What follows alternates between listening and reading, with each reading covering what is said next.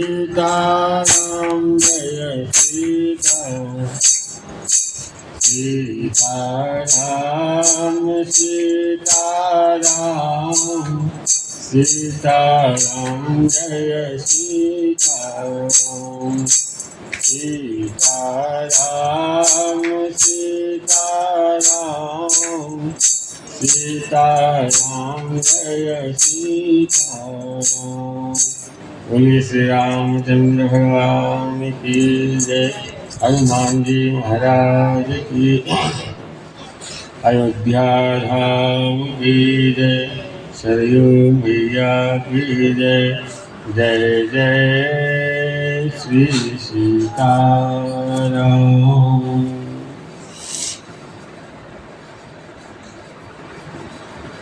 पुरुषोत्तम मास के पावन महोत्सव पर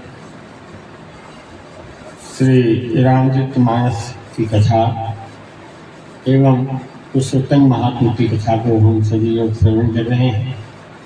आज षष्ठम दिवस है। कल भगवान शिव जी का मंगलमय विवाह महोत्सव हम सभी ने देखा। यह कथा प्रयागराज में चल रही है। प्रयागराज जहाँ त्रिवेणी का संगम है, भरद्वाज ऋषि और याज्ञवल्क्य जी का संवाद चल रहा है। भरद्वाज ऋषि बड़े भाव से कथा को श्रवण कर रहे हैं। याज्ञवल्क्य जी भगवान महादेव के चरित्र और उनके विवाह उत्सव की कथा को श्रवण कराए हैं। शिव जी का विवाह संपन्न हुआ और शिव और माता पार्वती कैलाश पर्वत पर आकर निवास कर रहे हैं। गोस्वामी तुलसीदास जी अब यहाँ से हमें राम कथा की ओर लेकर चल रहे हैं। शिव जी और माता पार्वती कैलाश पर्वत पर बड़े आनंद से निवास करते हैं। गोस्वामी जी ने लिखा, परम रम्यं गिरिवर कैलासु सदा जहाँ शिव उमा निवासु तेहि गिरिवर मत मिटक विशाला नित नूतन सुंदर सब काला निज कर दासी नागिर कुछाला बैठे सहज शंभु कृपाला कुंद इंदु समगौर शरीरा भुज प्रलम्ब कर घन मुनि चीरा तरुण अरुण अम्बुज समचरना नख दुति भगत हृदय तम हरना जटा मुकुट सुर सरित सिर लोचन नलीन विशाल नीलकंठ लावण्य निधि सोहमाल विधिवान आरमती भलयवसर जानी गई शंभु कह मातु भवान जानी प्रिया आदरयति किन्हा माम भाग्यासन हरि बिन्हा। कैलाश पर्वत पर जहाँ मट वृक्ष के नीचे भगवान सदाशिव बड़े आनंद से बैठे हुए और प्रसन्न मुद्रा में माता पार्वती जी ने आज अपने स्वामी को प्रसन्न मुद्रा में देखकर, बड़ी आनंद में देखकर माता पार्वती जी को लगा कि आज बड़ा सुंदर अवसर है, क्योंकि जब पति देव प्रसन्न होते हैं तो माताओं को बड़ा आनंद होता है। पार्वती जी को लगा कि आज अवसर बहुत सुंदर है, महादेव प्रसन्न है, आज मैं जो चाहूंगी, जो पूछूंगी, मेरे प्रश्नों का समाधान हो जाएगा। पार्वती जी कैलाश पर्वत पर बैठे हुए मट वृक्ष के नीचे महादेव, वहां पर माता पार्वती जी आई हैं और शिव जी ने देखा कि पार्वती यहाँ आई है, बैठने के लिए आसन दिया। गोस्वामी जी कहते हैं, जाने प्रिया आदरयति किन्हा माम भाग आसन हरि दीन्हा। माम भाग में बैठने के लिए भगवान शिव जी ने आसन दिया। माता पार्वती प्रसन्न हो गई और शिव जी के पास बैठी है। शिव जी को लगा कि आज कुछ न कुछ कामना को लेकर पार्वती जी यहाँ आई है। तो महादेव ने ही पूछा कि देवी किस हेतु से आई हो? मुझे ऐसा लग रहा है कि कुछ पूछना चाहती हूँ। पार्वती जी ने कहा कि प्रभु, मुझे आपसे एक बात पूछनी है। हे नाथ, मैं आपकी छत्र छाया में आपके चरणों की दासी बन करके निवास करती हूँ, फिर भी मेरे मन में संशय है और वह संशय जाता नहीं है। इससे बड़ा दुर्भाग्य और क्या हो सकता है? आपके चरणों की राशि और मेरे मन में संशय, वह संशय दूर ना हो, ये तो हमारा दुर्भाग्य है। महाराज, मुझे आपसे एक प्रश्न पूछना है और प्रश्न पूछने की पहले मैं आपको सत्य बता देती हूँ कि पहले मैं आपसे जो कुछ भी पूछती थी तो उसमें जिज्ञासा नहीं था, परीक्षा लेने की हेतु पूछती थी। लेकिन अब परीक्षा का भाव नहीं है, अब तो मेरे अंदर में जिज्ञासा जागृत हुई है। मैं जो भी पूछूंगी जिज्ञासा वृत्ति से पूछूंगी, कुछ जानने की लालसा होगी, उसे जिज्ञासा कहते हैं। हे प्रभु, मेरे मन में, मेरे हृदय से मैं कहती हूँ कि मैं सती जन्म का त्याग करके पार्वती बन करके आई हूँ, यानी कि दूसरा जन्म लेकर के मैं आपकी अर्धांगिनी बनी हूँ। फिर भी मेरे मन में यह समाधान नहीं हुआ है कि राम ब्रह्म है या मनुष्य है। पार्वती जी कह रही है कि एक जन्म तो हमारा चला गया, सती का जन्म लेकर आई थी, फिर भी मैं राम तत्व को समझ नहीं पाई।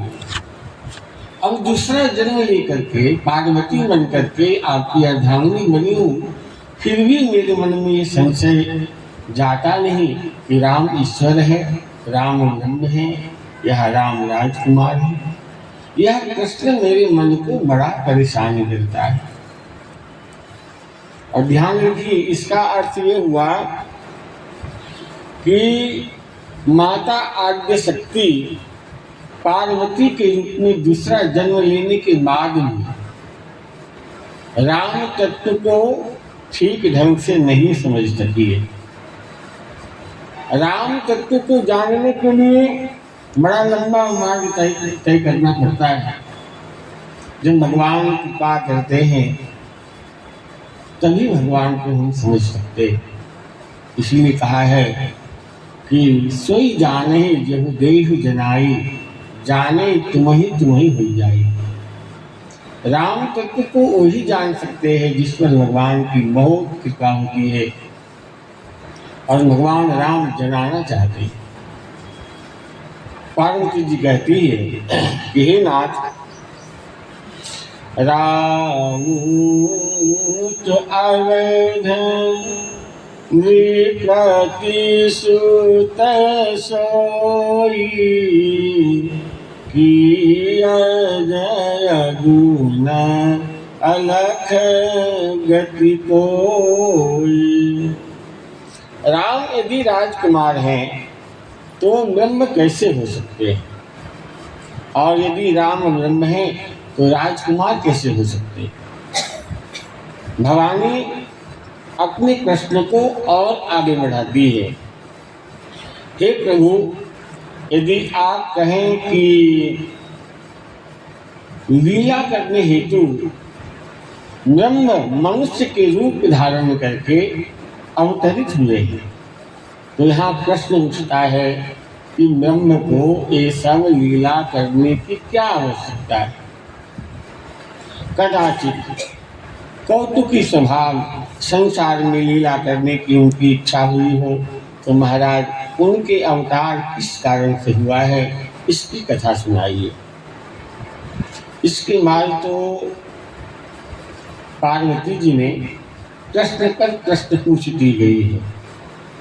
भगवान के अवतार की कथा कहिए। पार्वती जी शिव जी से जिज्ञासा कर रही है, प्रश्न कर रही है कि हे नाथ, आप भगवान के अवतार की कथा सुनाइए।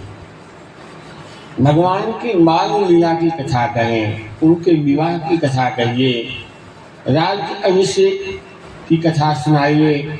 और हमने सुना है कि जब उनका राज्याभिषेक का समय आया था उसमें विघ्न आया, तो किस प्रकार से विघ्न आया वो भी कथा सुनाइए।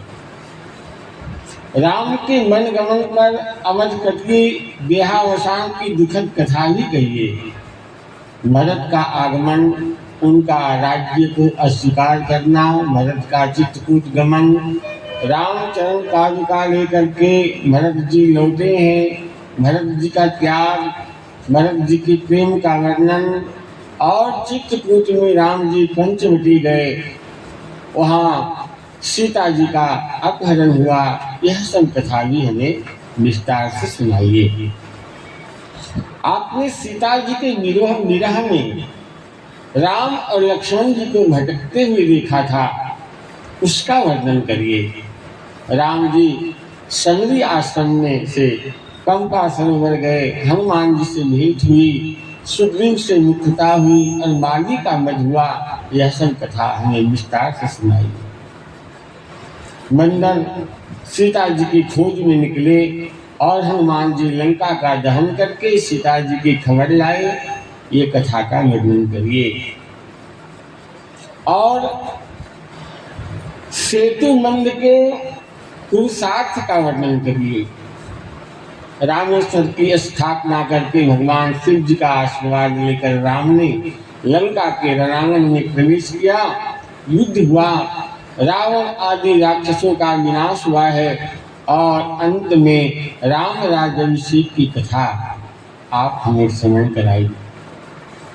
पार्वती जी कहती हैं कि नाथ, इतनी कथा तो आप हमें श्रवण कराइए, लेकिन अंत में एक प्रश्न और करती है और कहती है कि इस प्रश्न का उत्तर देना या ना देना आपके मर्जी की पर है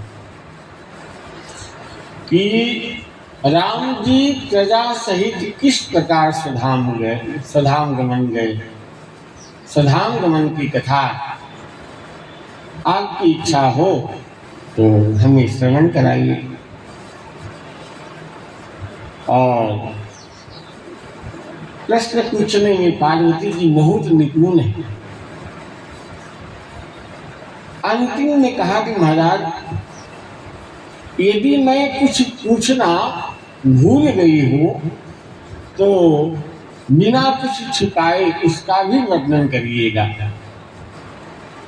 जो प्रभु मैं पूछा नहीं सोई, सो दयाल राखहूं जन गोई। कितना सुंदर प्रश्न किया पार्वती जी ने, और इस प्रश्न को सुनकर भगवान महादेव के हृदय में रामचरितमानस हिलोरे लेने लगे।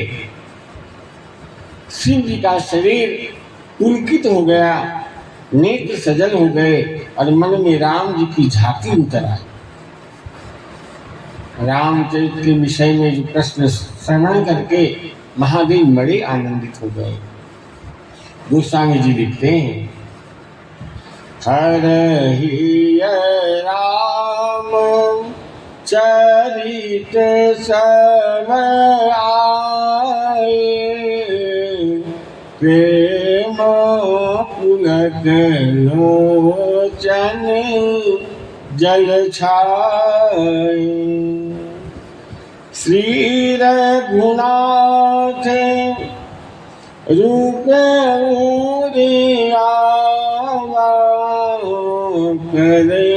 प्रेमानंद अमित सुख पावा। भवानी के प्रश्न पूछते ही भगवान शिव जी के हृदय में रामचरितमानस अंतरित हो गया, क्योंकि रचना शिव जी की ही है। रचि महेश शिव मानस राधा। शिव जी के हृदय में पूरी राम कथा अवतरित हो गई और भगवान श्री राम जी का स्मरण किया है। शिव जी ने 48 मिनट दंड जुग, यानी 2 दंड, एक दंड 24 मिनट का होता है, तो 2 दंड यानी 48 मिनट तक भगवान महादेव पार्वती जी के प्रश्नों को सुनकर समाधिस्थ हो गए। मगन ध्यान रस दंड जुग, पुनि मन बाहिर किन्ह, रघुपति चरित महेश तव, हर्षित मरे नैलिन्ह। समाधि में चले गए 48 मिनट के लिए। उसके बाद शिव जी का नेत्र खुला और माँ भवानी को देखा। शिव जी ने अपने हृदय कमल पर राम जी को विराजमान करके राम कथा कहने के लिए तैयार होते हैं। कथा का प्रारंभ अब हो रहा है और कथा का जो प्रारंभ है बड़ा ही सुंदर है। शिव जी कहते हैं माता पार्वती से, देवी झूठे सत्य जाहिनी जाके, जिमी भुजंग बीनु रजू कही जाने, जेहि जाने जग जाई राई, जागे जथा सकन रम जाई। शिव जी कहते हैं कि देवी, प्रकाश के अभाव में जैसे कभी कभी रस्सी में सत्य का भान हो जाता है, ठीक उसी प्रकार बिना तत्व बोध के असत वस्तु में सत्य का भास हो जाता है। जैसे अंधेरा हो और रास्ते में रस्सी पड़ी हुई होती है और जीव उसे देखता है तो भयभीत हो जाता है, यानी कहीं सत्य तो नहीं, और वो घबरा जाता है। उसी प्रकार जब तक तत्वबोध का ज्ञान नहीं होता मनुष्य को, तब तक असत्य वस्तु में भी उसे सत्य का भास होने लगता है। जैसे रस्सी में सत्य का भास होता है, उसी प्रकार असत्य वस्तु में सत्य का भास होता है। यह तत्व ऐसा है कि जिसका बोध हो जाने पर, राम तत्व के बोध हो जाने पर समस्त भ्रांतियां का नाश हो जाता है, और वह तत्व है भगवान श्री राम। राम जी को जान लेने के बाद जगत गायब हो जाता है। जब परमात्मा का बोध नहीं होगा तब तक यह संसार सत्य सा मालूम पड़ता है कि संसार सत्य है, लेकिन ब्रह्म सत्यम जगत मिथ्या, संसार जगत स्वप्नवत है, ये भगवान शिव जी कहते।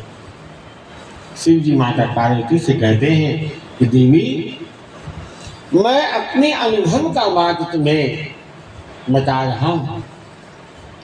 उमा कहूँ मैं अनुभव अपना, सत हरि भजन जगत सब सपना। तो दो चौपाइयों में भगवान शिव जी ने समस्त सिद्धियों के दाता बाल राघवेंद्र जी के चरणों में प्रणाम किया। मंगल राम रूप सोई राम, सब सिद्धि सुलभ जगत जी सुनाम। मंगल भवन अमंगल हारी, जनहु सुदशरथ अजीर बिहारी। करी प्रणाम राम त्रिपुरारी, हरषि सुधा सम गिराउ चारी। धन्य धन्य गिरिराज कुमारी, तुम समान नहीं को उपकारी। पूछे रघुपति कथा प्रसंगा, सकल लोक जग पावन गंगा। तुम रघुवीर चरण अनुरागी, किन्हु प्रसन्न जगत हित लागी। पार्वती के प्रश्नों से संतुष्ट होकर भगवान शिव कहते हैं कि देवी, तुमने जो भी प्रश्न किया है, तुम्हारे पूछे गए सभी प्रश्न मुझे बहुत अच्छे लगे हैं, लेकिन एक बात मुझे अच्छा नहीं लगा। क्या? एक बात नहीं मोही सुहानी, जदकि मोहवश कहूँ भवानी। तुम कहती हो कि राम ब्रह्म नहीं है, राम कोई दूसरा तत्व है। अरे इस प्रकार के शब्द तो वे लोग बोलते हैं जिसका भगवान के चरणों में कोई प्रेम नहीं है, जिसे अपने हानि लाभ का कोई ज्ञान नहीं है, और जिसमें नीर क्षीर का विवेक नहीं होता। ऐसे लोग इस प्रकार के प्रश्न पूछते हैं। आप तो भवानी है, जगदम्बा है, आप पूछती हैं कि राम कोई अन्य तत्व है। देवी, राम किसी को दिखते नहीं। तो एक बात कहूं कि जिस प्रकार दर्पण आईना में धूल मिट्टी जम जाती है, दर्पण में मैल जम जाने के बाद या तो आंखों को बिगड़ जाने के बाद अपना खुद का सच्चा प्रतिबिंब भी दिखाई नहीं देता। उसी प्रकार मानव का मन क्या है? दर्पण है। मोरा मन दर्पण कहलाए। तो मन रूपी दर्पण पर मैल के आवरण हो जाने पर अथवा दृष्टि के बिगड़ जाने पर हृदय में विराजमान रहे परमात्मा, उनका दर्शन नहीं होता। और जीव को दो ऐसे वस्तु है जो भगवान से सदैव दूर करती है। पहला, मन की मलिनता। मन की मलिनता जीव को भगवान से दूर करती है। और दूसरा है आंखों की विकृति। यदि आंख बिगड़ जाए तो भगवान का दिखना बंद हो जाता है। ईश्वर सामने होते हैं फिर भी दिखाई नहीं देते। निराकार ईश्वर केवल संतों के लिए एवं भक्तों के लिए साकार रूप धारण करते हैं। इसीलिए भगवान श्री राम ने सुंदर कांड में विभीषण जी से अपने श्रीमुख से ये बात कही है, तुम सारिखे संत प्रिय मोरे, धरहु देह में आनी निहोरे। भगवान राम कहते हैं कि मेरा जो अवतार हुआ है तुम्हारे ऐसे संत की रक्षा करने के लिए। क्यों? क्योंकि तुम्हारे जैसे संत विभीषण, तुम्हारे जैसे जो संत हैं वो मुझे बहुत प्रिय होते हैं, इसीलिए मैं देह धारण करता। भगवान जो देह धारण करके अवतरित होते हैं वो संतों के लिए भगवान का अवतार होता है। और गीता जी में भी भगवान श्री कृष्ण ही कहते हैं कि परित्राणाय साधूनां विनाशाय च दुष्कृतां धर्म संस्थापनार्थाय संभवामि युगे युगे। भगवान कृष्ण कहते हैं कि साधु पुरुषों का उद्धार करने के लिए, पाप कर्म करने वालों को विनाश करने के लिए और धर्म की स्थापना के लिए हम युग युग में अवतरित होते हैं। यदा यदा हि धर्मस्य ग्लानिर्भवति भारत अभ्युत्थानं धर्मस्य तदात्मानं सृजाम्यहम्। कृष्ण ने अर्जुन से कहा है कि हे अर्जुन, जब धर्म की हानि होगी और अधर्म की वृद्धि होगी तब तब मैं साकार रूप लोगों के सन्मुख प्रकट कर लेता हूँ। और रामायण में शिव जी भी माता पार्वती से यही कह रहे हैं कि देवी, भगवान कब अवतरित होते हैं, कब अवतार धारण करते हैं? जब जब होई धर्म की हानि, मारहि असुर महाअभिमानी, तब तब धरि प्रभु विविध शरीरा, हरहि कृपानिधि सजन पीरा। करहि अनीति जाय नहि बरनी, सिरति विप्रधेनु सूरधरनी।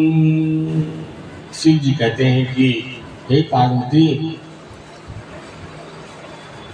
भक्तों के लिए भगवान साकार रूप धारण करते हैं।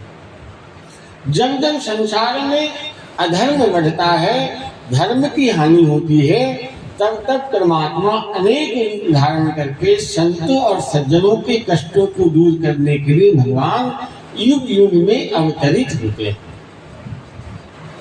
देखिए, राम कथा की महिमा को वर्णन करते हुए शिव जी बहुत प्रसन्न हैं, क्योंकि राम कथा का जो प्रसंग है वो समस्त लोग को श्री गंगा जी के समान पवित्र करने वाला है। और मानो कि अधिक मास पुरुषोत्तम मास चल रहा है, तो इस पुरुषोत्तम मास में हम सभी लोग यहाँ बैठकर नित्य प्रतिदिन मंदाकिनी गंगा में हम स्नान कर रहे हैं। यह सत्संग के द्वारा, कथा श्रवण के द्वारा नित्य प्रतिदिन गंगा स्नान करने का फल हम सबको यहाँ बैठे बैठे मिल रहा है। जिन लोगों ने इस प्रसंग को नहीं सुना, इतना सुंदर अवसर आने के बाद, पावन पुरुषोत्तम मास आने के बाद भी जो भगवान राम की कथा को नहीं सुनते हैं, उनके लिए गोस्वामी तुलसीदास जी ने रामचरितमानस में क्या लिखा है? जिन हरि कथा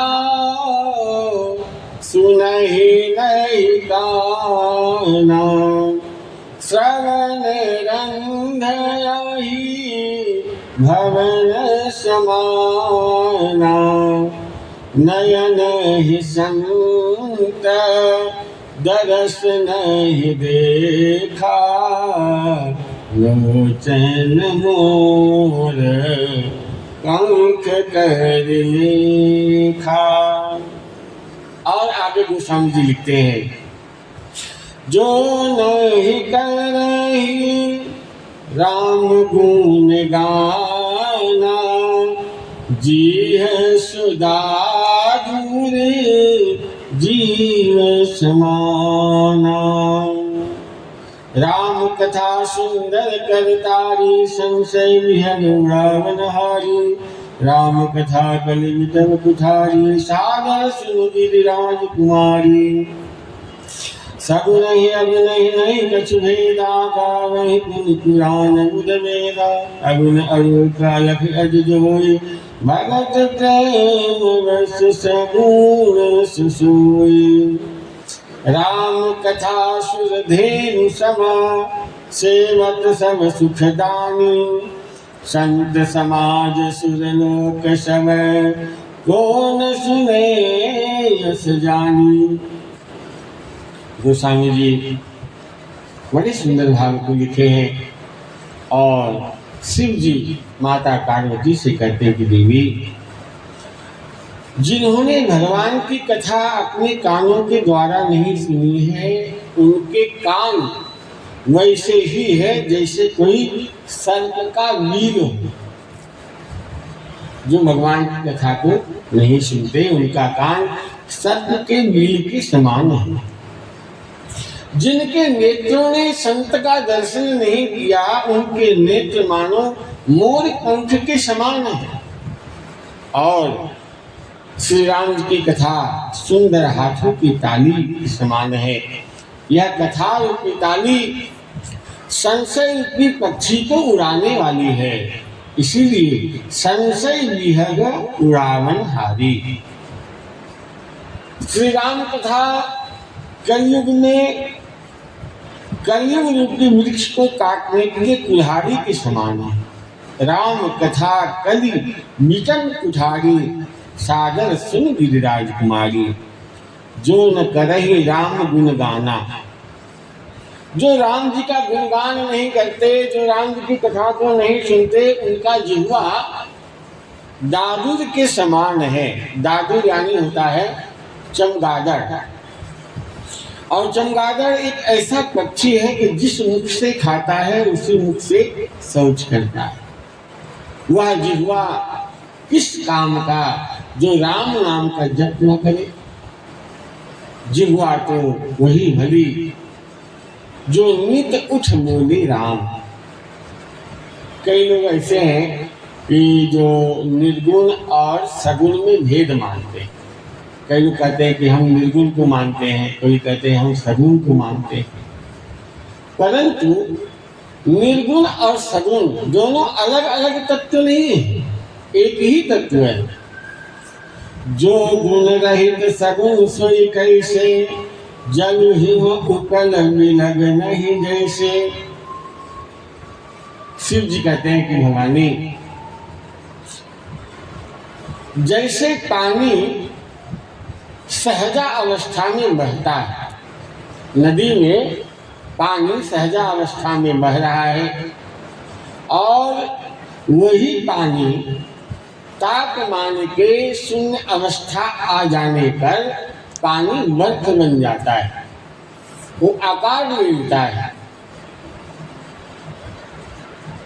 तो उसी प्रकार निराकार परमात्मा, परमात्मा तो निराकार है, लेकिन भक्तों के प्रेम के कारण वह परमात्मा साकार रूप धारण करते हैं। वैसे दोनों तत्व एक ही, बर्फ ही पानी है और पानी ही बर्फ बना है। वैसे ही निराकार परमात्मा भक्तों के प्रेम के कारण साकार रूप धारण करते हैं। गोस्वामी जी कहते हैं, निर्गुण है सो पिता हमारा, सगुण है महतारी, किसको निंदे किसको वंदे, दोनों करेला भारी। राम ब्रह्म है और इसका बोध, इसका ज्ञान जब हो जाएगा तब समस्त भ्रांतियां का नाश हो जाएगा। जन्म जन्म की व्यथा समाप्त हो जाती है भगवान श्री राम जी की कथा को श्रवण कर लेने से। कैलाश के शिखर पर भगवान महादेव पार्वती जी को कथा श्रवण करा रहे हैं और कहते हैं कि देवी सुनो शुभ कथा भवानी, रामचरित मानस विमल, कहा भुसुंदी मखानी, सुना विहंग नायक गरुड़ा। शिव जी कहते पार्वती, अब मैं आपको कथा जो कह रहा हूँ वह राम जन्म की कथा है देवी। इस राम जन्म की कथा को मानव सरोवर के समान निर्मल मानो और श्रद्धा से प्रेम से कथा को श्रवण करो। जिस कथा को काव्य भुसुंडी जी ने गाया है और गणेश जी ने सुना, वही संवाद, जो संवाद पहले हो चुका है उसे आगे वर्णन करूंगा। लेकिन राम जी के जन्म के पूर्व भगवान राम ने जिस कारण से भगवान को राम रूप में मनुष्य बन करके अवतरित होना पड़ा है, वह कारण मैं तुम्हें बता दूं। राम अतर्क बुद्धिमन वाणी, मत हमारे यश सुनहि सयानी। राम जी बुद्धि मन वाणी से अतर्क है। राम जी के जन्म के अनेक कारण हैं, कोई एक कारण नहीं है, अनेक कारण, अनेक कारण को लेकर भगवान श्री राम जी का प्रागट्य हुआ है। लेकिन कुछ कारण मैं तुम्हें श्रवण कराता हूँ। जन्म एक दुई कहूँ बखानी, सावधान सुन सुमति सयानी। द्वारपाल हरि के प्रिय दो, जय रूबी जय ज्ञान सब को। शिव जी पार्वती जी से कह रहे हैं कि देवी सावधान सुनो सुमति भवानी। देवी सावधान होकर के कथा सुनना, नहीं तो सावधानी यदि हटा दी तो निंद्रा देवी तुम्हारे ऊपर सवार ना हो जाए, तुम कथा से वंचित ना हो जाओ। हमेशा सावधान करो कथा में।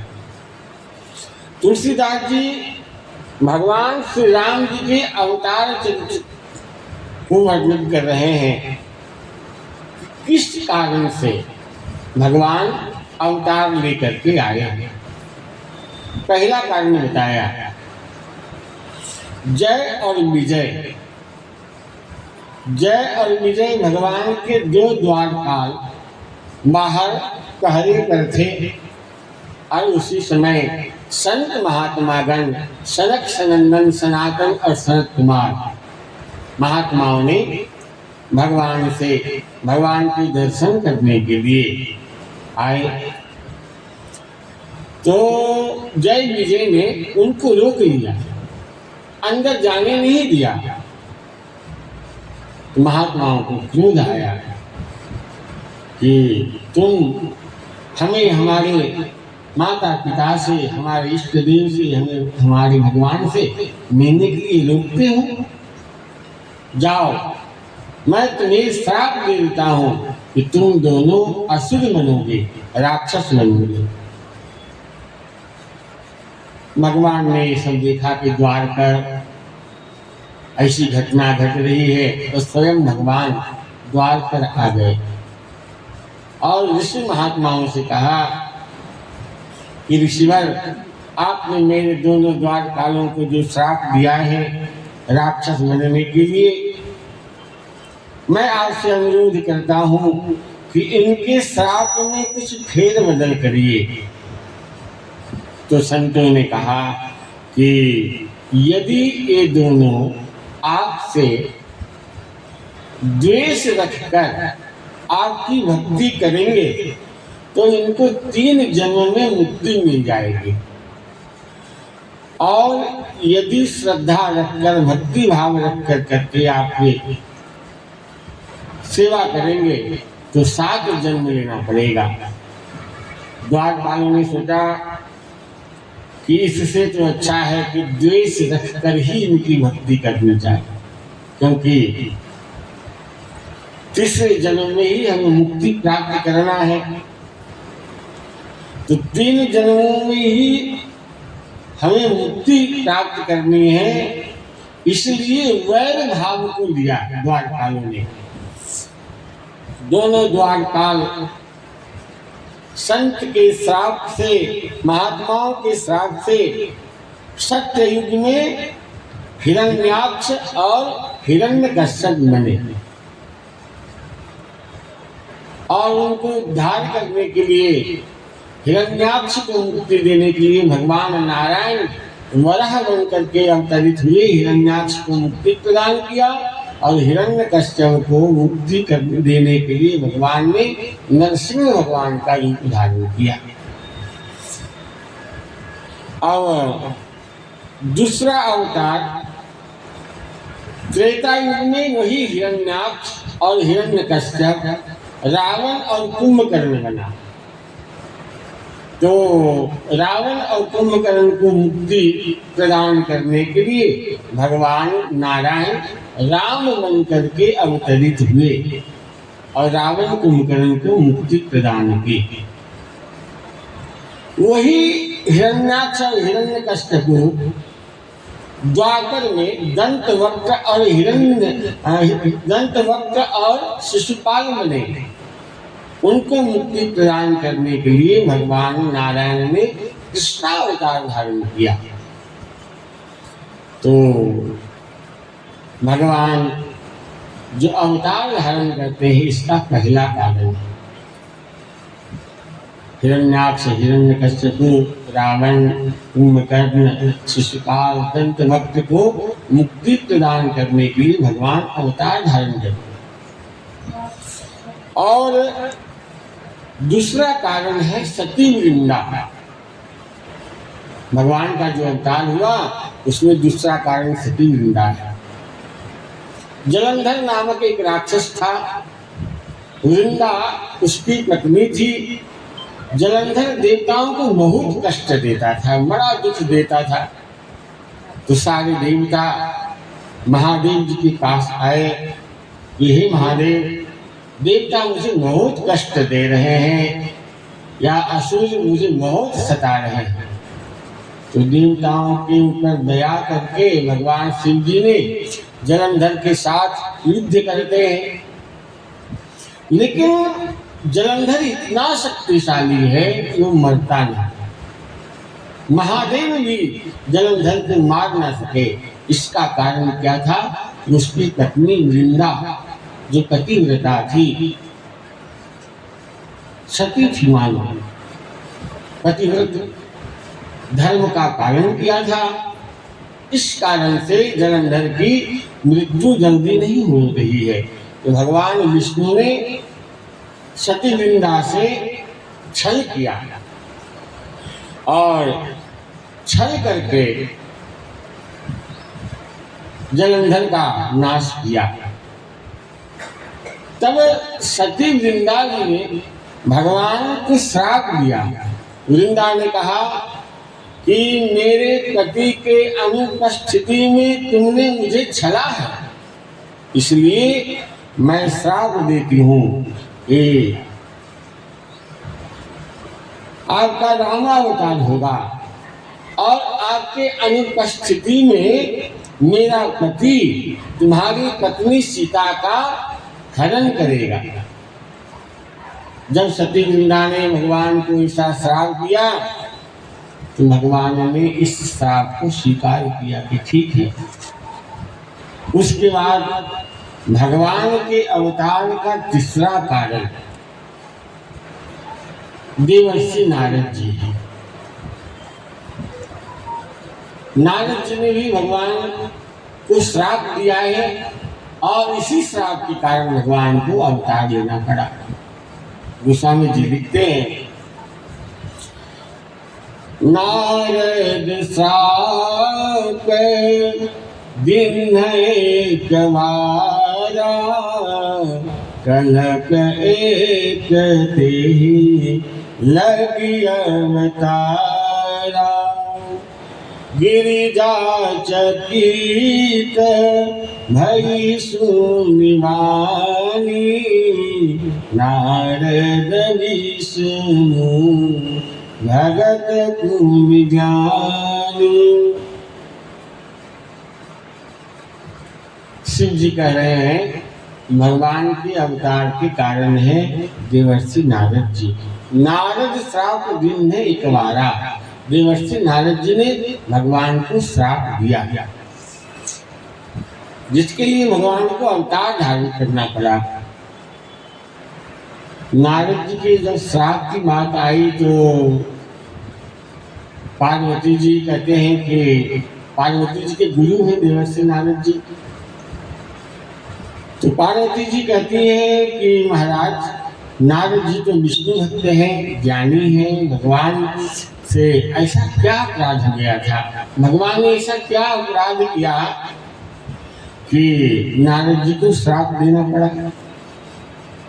शंकर जी उत्तर देते हैं कि देवी सुनो, संसार में ना तो कोई मूर्ख है और ना तो कोई ज्ञानी है। हम किसी को मूर्ख समझते हैं, किसी को ज्ञानी समझते हैं, ऐसा कोई नहीं है। भगवान जिसको जैसा बनाते हैं वो वैसा बन जाता है। पार्वती जी ने प्रार्थना की कि नारद जी तो ज्ञानी थे और ज्ञानी मूर्ख कैसे बन गए, वो कथा सुनाइए। शिव जी ने कहा कि एक बार हिमालय के तलहटी में देवर्षि नारद जी भ्रमण कर रहे थे। वहाँ पवित्र एक गुफा थी और उस गुफा के पास बैठकर देवर्षि नारद जी भगवान के स्मरण करने लगे। भगवान का स्मरण चिंतन करते करते नारद जी को समाधि लग गई और नारद जी की जब समाधि लगी तो देवराज इंद्र घबराए कि कहीं नारद जी ने मेरे इंद्र आसन को छीन ना ले। इसलिए देवराज इंद्र ने कामदेव को बुलाया और कहा कि कामदेव, जहाँ नारद जी समाधि में बैठे हैं वहां जाकर के उनकी समाधि को भंग करो, तोड़ो।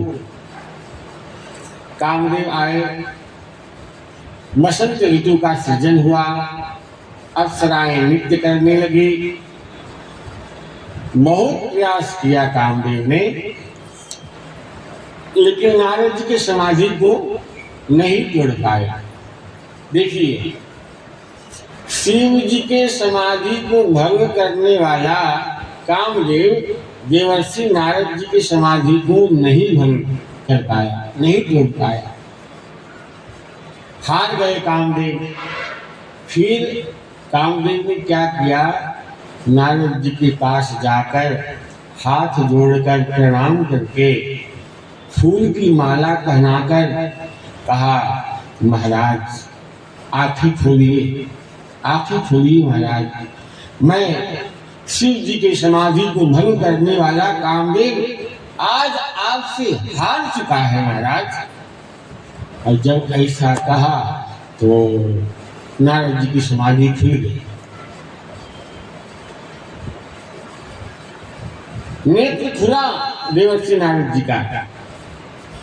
और संत कहते हैं कि कामदेव ने नारद जी की प्रशंसा करके नारद जी की समाधि को तोड़ दिया। समाधि खुली और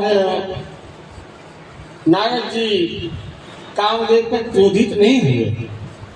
गोस्वामी जी कहते हैं कि भयं नारद मन कछु दोषा, कही प्रिय वचन काम परितोषा। समाधि तो भंग हो ही गई, चाहे प्रशंसा करके करे या चाहे जैसे करे। नारद जी को कोई क्रोध नहीं हुआ और उन्होंने मीठी बातें कह करके काम जी को संतोष दिलाया, कामदेव को, और कहा कि देखो कामदेव, नारद जी कह रहे हैं कि कामदेव, शंकर जी तो तुम्हें भस्म कर दिया था, तुमने शिव जी की समाधि को तोड़ी थी तो, लेकिन मैंने ऐसा कुछ नहीं किया है। मतलब नारद जी ये कहना चाहते हैं कि हम शिव जी से आगे बढ़ गए। शिव जी ने तुम्हें भस्म कर दिया था, मैंने तो तुम्हारे पर कोई क्रोध भी नहीं किया। नारद जी को अहंकार आ गया, और अहंकार किसी को भी आता है। गोस्वामी जी कहते हैं कि नहीं कोई अस जन्मा जग माही, प्रभुता पाही जाही मद नाही। संसार में ऐसा कोई भी व्यक्ति नहीं है जो प्रभुता को प्राप्त करके पद प्रतिष्ठा सम्मान मान सम्मान को प्राप्त करके जिनको अभिमान नहीं आया हो, ऐसा कोई भी व्यक्ति नहीं है। नहीं कोई यश जन्मा जग माही। तो नारद जी को भी अहंकार आया कि मैंने कामदेव पर विजय प्राप्त कर लिया है, लेकिन यह जानकारी शिव जी को होनी चाहिए कि मैंने कामदेव पर विजय प्राप्त किया। तो नारद जी शिव जी से मिलने के लिए कैलाश पर्वत पर आ रहे हैं। भाई, हमने कामदेव पर विजय प्राप्त किया है तो इसकी जानकारी तो लोगों की होनी चाहिए ना। सबसे पहले महादेव को ही आकर के यह समाचार दूं कि कामदेव को तो आपको जलाना पड़ा, लेकिन मैंने बिना कामदेव को जलाए ही हमने काम पर विजय प्राप्त कर लिया। या अहंकार को लेकर देवर्षि नारद जी कैलाश पर्वत पर आए। गोस्वामी जी लिखते हैं, एक बार करे तर कर मीना, गावत हरि गुण गान प्रवीणा। क्षीर सिंधु गवने मुनिनाथा, जहाँ शेष निवास मुनिनाथा। देवर्षि नारद जी कैलाश पर्वत पर आते हैं। भगवान शिव जी ने खड़े होकर के नारद जी का सम्मान किया। हाथ जोड़ पकड़ करके भगवान शिव नारद जी को बैठाते हैं और पूछा कि हे नारद जी, बहुत दिनों के बाद आप यहाँ आए हैं, कहिए क्या कुशल समाचार है? इतने दिनों से कहाँ थे? बस इतना पूछना था कि नारद जी अपना विजय श्री जो प्राप्त किए हैं कामदेव के ऊपर, वह काम कथा प्रारंभ कर देते। नारद जी ने कहा कि महाराज क्या करें, हम तो हिमालय की तलहटी में गए थे, भगवान का स्मरण चिंतन कर रहे थे और भगवान का चिंतन करते करते समाधि लग गई। और जब हम समाधि में आए तो वहां कामदेव आया। महाराज, मेरी समाधि को भंग करने का बहुत प्रयास किया, लेकिन कामदेव की क्या ताकत जो मेरी समाधि को तोड़ सके।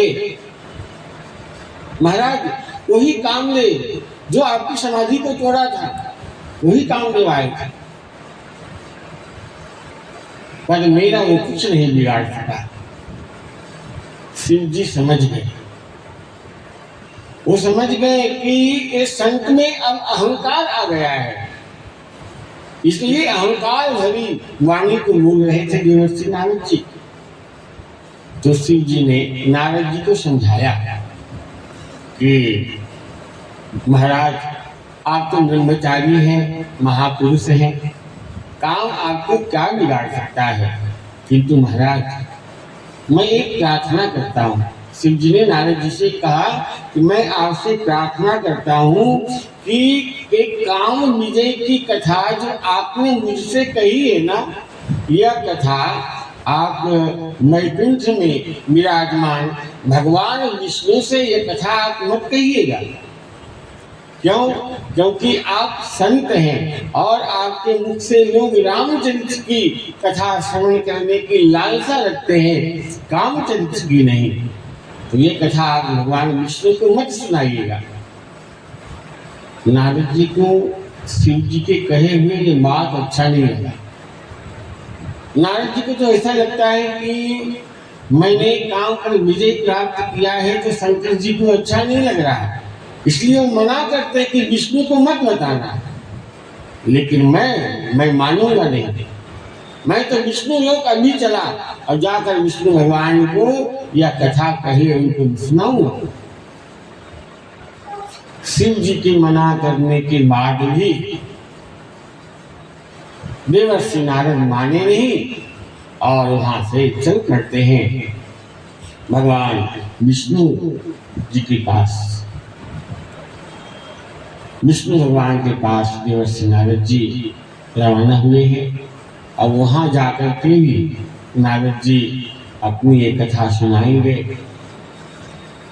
और एक कथा सुनाने के बाद, काम विजय लीला की कथा सुनाने के बाद क्या घटना घटती है वो हम कल के कथा में श्रवण करेंगे। आइए आज की प्रसंग को यहाँ विराम दें। पुरुषोत्तम मास की कथा में हम प्रवेश करके कथा को विराम। श्री सच्चिदानंद भगवान की जय। श्री पुरुषोत्तम भगवान की जय। सीताराम सीताराम सीताराम जय सीताराम सीताराम सीताराम सीताराम जय सीताराम सीताराम सीताराम सीताराम जय सीताराम सीताराम सीताराम जय सीताराम सीताराम सीताराम सीताराम जय सीताराम सीताराम सीताराम सीताराम जय सीताराम सीताराम सीताराम जय सीताराम सीताराम सीताराम जय सीताराम सीताराम सीताराम सीताराम जय सीताराम सीताराम सीताराम सीताराम जय सीताराम। बोल श्री सीताराम भगवान की जय। श्री हनुमान जी महाराज की जय। नारायणं नमस्कृत्यं नरं चैव नरोत्तमं देवीं सरस्वतीं व्यासं ततो जयमुदीरये। उयन्तः कवीशमावाचमिमां प्रसुप्तां सञ्जीवयातखिलशक्तिधरां सधाम्ना। अन्यास्तहश्चरणश्रवणात्मगादीन् प्राणान् नमो भगवते पुरुषाय तुभ्यम्। देवर्षि नारद जी भगवान से कहते हैं कि हे प्रभु, विष्णु भगवान ने गौलोक में जाकर के क्या किया है, सो कृपा करके मुझसे कहिए। मलमास को वहां लेकर के गए, फिर आगे क्या हुआ समझाने का प्रयास करिए। तब श्री नारायण भगवान कहने लगे कि हे नारद, विष्णु भगवान अधिक मास को गौलोक में लेकर के गए और वहां क्या हुआ सो मैं तुमको सुनाता हूँ, सावधान होकर के श्रवण करो। गौलोक में मणियों के खंभों से सुशोभित भगवत धाम, जिसमें मनोहर ज्योति स्थान दावानल के समान विष्णु भगवान ने दूर से ही देखा और उस तेज से नेत्र मूंद गए उनके। फिर अधिक मास को भगवान पीछे करके कुछ थोड़े से नेत्र खोलकर धीरे धीरे धीरे धीरे आगे बढ़े जहाँ श्री कृष्ण भगवान रहते हैं। जब उस स्थान के पास पहुंचे तो अधिक मास सहित विष्णु बड़े प्रसन्न हुए।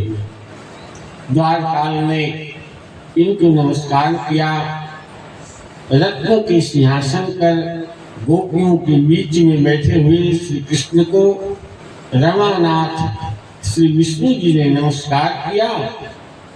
फिर विष्णु भगवान ने कांपते हुए मलमास को देखा। बहुत डरा हुआ था, बहुत दुखी था। मलमास को देखा तो श्री कृष्ण के चरणों में मलमास को डाल दिया। तब कृष्ण भगवान कहने लगे कि यह कौन है और इस गौलोक में किस लिए रोता है, क्यों दुखी है, क्या कारण है, क्या इसका कोई दुख दूर नहीं कर सका। श्री नारायण भगवान कहते हैं कि हे नारद,